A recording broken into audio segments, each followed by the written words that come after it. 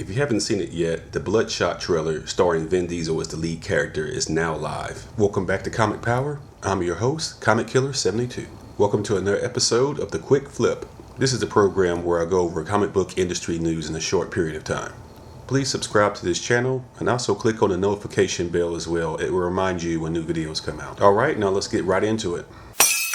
If you're not familiar with Bloodshot, here's a quick rundown. He's an action anti-hero from Valiant Comics. He first appeared in Eternal Warrior #4 back in 1992. In the current continuity right now, he's a dead soldier that's handed over to a paramilitary organization called Project Rising Spirit that turns him into the ultimate weapon. They outfit him with nanites in his bloodstream, so he has little tiny computers, which gives him super strength, agility, a healing factor, and morphing technology. He can do some amazing things such as hack computers just by touching them. Of course, they wiped his memory and implanted false memories. On the surface of it, the Project Rising Spirit organization sounds like Weapon Plus and Wolverine in Marvel Comics. But in terms of power set, he's more closer to the Terminator meets Deathlock. Rising Spirit sends him out on numerous blackout missions, which advances their geopolitical goals. And because comics, he goes rogue and he's trying to find out who he was before he became Bloodshot. All he knows for sure is that his name was Ray Garrison before he became this monster. And Rising Spirit is trying all types of tactics to try to recapture their assets. As for the movie itself, it's been a long time coming. It was announced way back in 2015 that Valiant Comics characters would become movies. You may not know this, but Valiant has the third largest connected universe after Marvel and DC. It's the home of not just Bloodshot, but other critically acclaimed characters such as Magik, X-O Man of War, Shadow Man, and the Harbinger Renegades, which is basically their answer to Marvel's X-Men. Valiant partnered with a company that was co-owned by American and Chinese interests called DMG Entertainment. DMG has legitimacy as producers of both Looper and Iron Man 3, and they worked out a deal to release these films on Sony Pictures. Around 2017, DMG announced that they would buy Valiant outright. So instead of a partnership, they would own it. There's some back and forth about if Bloodshot would be the first movie or Harbinger would be the first. They decided to go with Bloodshot, and Vin Diesel was signed, which I was definitely a fan of because the character is not very well known outside of comics, so his reputation as an action hero may bring more fans into this. I'm a huge lifelong fan of Valiant Comics. I first picked up my first Valiant book, which was Harbinger #6 back in 1992, and I was hooked. So in saying that, I'm a big fan, but I was underwhelmed by the trailer. And a lot of other people were as well that know anything about the character. Because first of all, Vin Diesel looks nothing like Bloodshot in the comics. He just looks like Vin Diesel. For example, with Wolverine, there are specific things about the character in terms of his hair, the pork chop sideburns, and of course the claws. What makes Bloodshot distinctive is the huge red dot on his chest, and when he activates, his skin turns a chalky pale white and his eyes turn red. I've watched this trailer more than once and I'm just not seeing that distinction. It looks like just generic action hero instead of a specific character. Also, based from this trailer, I don't see them really setting up the future of the Valiant universe, and I thought that was the specific plan and not just a standalone movie. Looking at the IMDb page, I didn't see any other specific heroes that may be guest starring, except for Axe, who's connected to the Harbinger universe. I was expecting to see them set up Ninjak. He's sort of like Batman meets Daredevil meets James Bond. He's a secret agent spy that I assumed that Project Rising Spirit were hired to help them recapture Bloodshot. He has a long history with Bloodshot, and I'm surprised if he's not in this movie. So there's no evidence that he's in it, but he should be. And my third gripe about the trailer is it seems to be giving away specific plot points. Instead of a trailer, it feels like a 2-minute and 41-second condensed mini movie. It doesn't feel like it's building up anticipation for a movie you want to see. It makes it feel like you've already saw the movie in a condensed version. So I'm hoping that they make Bloodshot look like Bloodshot in the actual movie. They're just not showing that to us yet. I'm hoping they have the appearance of a big gun like Ninjak, or at the very least they will have Easter eggs of Orb Industries, which is owned by X-O Man of War, or the Harbinger organization, which is owned by Toyo Harada, who's the big bad in the Harbinger universe. If they don't have any of that, then that would be a huge mistake, and they don't have time to fix anything because the movie is set to come out on February 21st, 2020. So it will be in competition with DC's Birds of Prey movie, which comes out February 7th, 2020. The marketing of this film should be appealing to people who like movies like The Terminator and RoboCop. So that would be another question too. Are they going to make this an R-rated movie or try to stuff it into PG-13? To me, it should be R-rated based on the nature of the character and be something closer to the level of violence of, say, Logan. But then again, Tom Hardy's Venom was rated PG-13. In saying saying that if you're interested in key Bloodshot books, of course, get Eternal Warrior #4, which is his first cameo in comics. Rye #0, which has one of the coolest covers you ever saw in comics. That's his first full appearance in mini origin. Then there's Bloodshot #1 from 1993. This is his first ongoing series sporting a partial chromium cover. Also pick up Harbinger Wars #1 from 2013. That's like their answer to Marvel Civil War. Also check out Bloodshot Reborn #1. This is Jeff Lemire's start of his take on the character, which is awesome. There's much more, but that's enough to get you started. See you at the movies on February 21st for Bloodshot, but I'm excited and fearful at the same time.